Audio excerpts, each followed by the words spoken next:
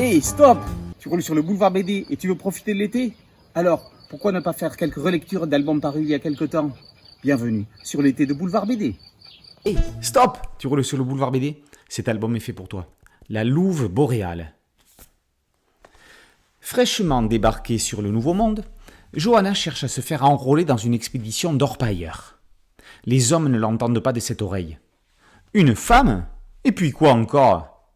Tala, autre jeune femme, borgne, observant la scène, lui propose d'intégrer l'expédition de Matway.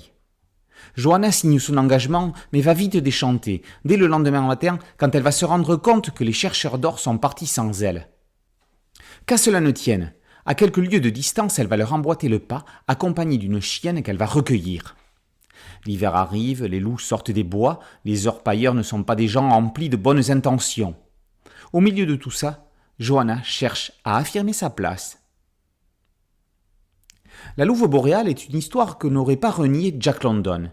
Il y a quelque chose de cro-blanc et de construire un feu dans cette histoire. Nouria Tamarit insuffle un vent de féminisme dans un monde empiriquement exclusivement masculin. La louve boréale est avant tout l'histoire de 3 femmes, dont chacune a une particularité.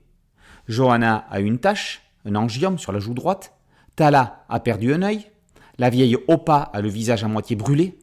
Toutes les 3 vont s'épauler, se soutenir, se compléter pour s'opposer aux hommes cruels, avides d'or et pas partageurs du tout. Beck, la chienne que Johanna sauve d'une mort certaine en l'amputant d'une patte, joue un rôle crucial. Elle joue le rôle du lecteur, que l'autrice introduit dans l'histoire comme pour mieux lui prendre la main, la patte, et lui faire intégrer ce monde sauvage, sauvage de par sa nature, sauvage de par la cruauté des hommes. Après Géante, album somptueux qu'elle a dessiné sur un scénario de Jean-Christophe Deveney, la dessinatrice espagnole Nouria Tamarit signe toute seule la quête initiatique d'une femme hors du commun. Une super-héroïne sans super-pouvoir, mais une Wonder Woman bien plus forte que celle que tout le monde connaît. Bear Grylls et Mike Horn ont trouvé de la concurrence. Johanna apprend à survivre en domptant la nature, des racines des plantes jusqu'au saumon des rivières. Tamarit marche sur le fil du fantastique avec la louve qui semble surmonter les montagnes, qui paraît descendre des étoiles comme une aurore boréale et dont on ne sait pas si elle est réelle ou chimère.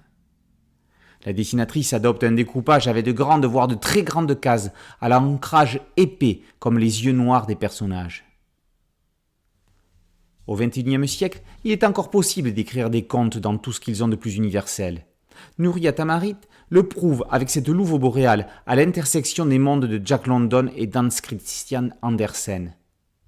Ajoutons à cela une couverture sublime et on peut parler de cadeau idéal à offrir aux BD-philes comme à ceux qui n'ont pas l'habitude de lire des BD et qui vont comprendre comment ce média peut les envoûter.